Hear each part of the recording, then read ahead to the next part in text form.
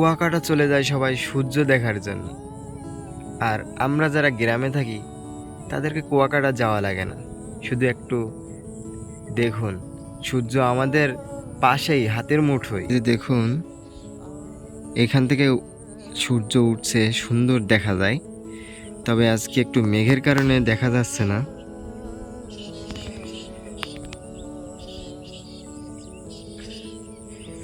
সবাই তো দূর দূরান্ত থেকে কুয়াকাটা চলে আসে, কিন্তু আমরা যারা গ্রামে থাকি তারা একমাত্র এইভাবে সূর্য দেখতে পাই। দেখুন এর থেকেও ভালো দেখা যায় যদি মেঘ না থাকে। আজকে মেঘের কারণে একটু কম দেখা যাচ্ছে।